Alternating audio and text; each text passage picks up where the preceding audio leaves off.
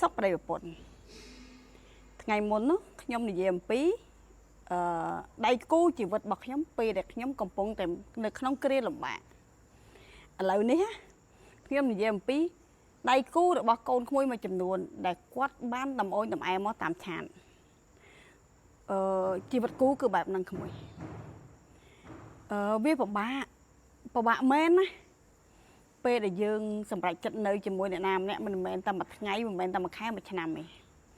ជាក់ស្ដែងមុននឹងយើងសម្រេចចិត្តថាយើងដើរផ្លូវរួមគ្នាក្មួយត្រូវប្រកាសទុកឲ្យហើយថាបើសិនជាថ្ងៃណាមួយជីវិតគូរបស់យើងជួបនឹងអ្វីកើតឡើងជាយថាហេតុជួបដោយសារមានជំងឺរ៉ាំរ៉ៃជួបដោយសារមិនចុះសម្រុងគ្នាផ្នែកចិត្តគំនិតជួបដោយសារមានវិវាទរឿងអ្នកទី3ទី4ចូលមកជួបដោយសារការផ្លាស់ប្ដូរគំនិតទៅរកអបាយមុខអីផ្សេងមិញរៀបរាប់នេះសិតតែមាននៅក្នុងសង្គមគ្រួសារ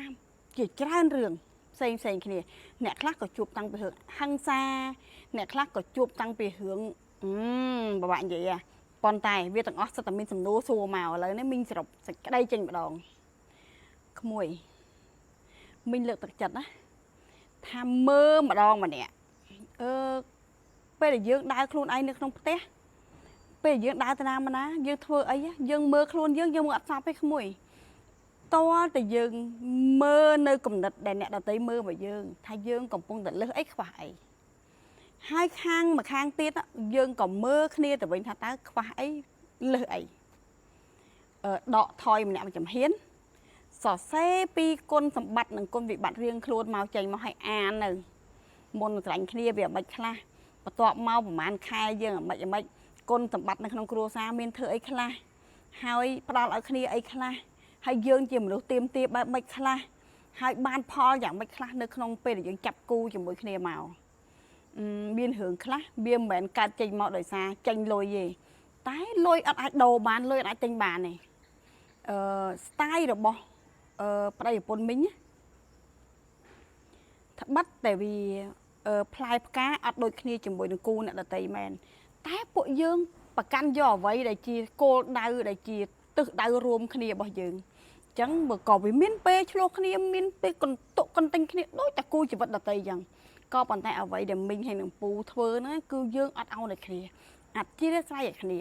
ហើយមិនទៅទៅនោះទៀតយើងបានបែងចែកច្បាស់លាស់ហើយថាយើងដែនកំណត់ដែលយើងដើរវាហួសឬមួយក៏វាខ្វះអញ្ចឹងមើលគ្នាទៅវិញទៅមកហើយចេះសុំទោសចេះសរសើរចេះលួងលោមចេះយំមិនមែនធ្វើជាស្ត្រីរឹងមាំឬមកជាបរិសុទ្ធរឹងមាំទេក៏ប៉ុន្តែវានៅក្នុងអន្លើរវាងយើងពីរអ្នកប្តីប្រពន្ធអញ្ចឹងអ្នកមានអ្នកក្រស្រឡាញ់គ្នាចេញពីបេះដូងដូចគ្នា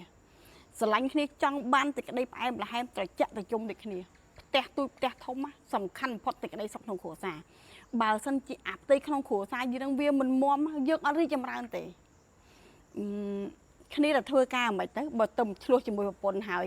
ប្រពន្ធទៅរកស៊ីមិនទៅបើទៅឆ្លោះមួយប្តីហើយអញ្ចឹងយើងជិះវៀងអាចំនួនហ្នឹងបន្ថយការឆ្លោះគ្នាមក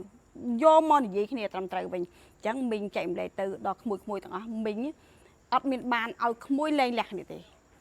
សូមក្មួយទាំងអស់គ្នាពង្រឹងចំហឲ្យមូលគ្នាគិតគ្នាសាជាថ្មីសូមទោសគ្នាចាប់ដៃគ្នាកសាងអនាគតសាជាថ្មីម្ដងទៀតអូខេបើកឱកាសឲ្យគ្នា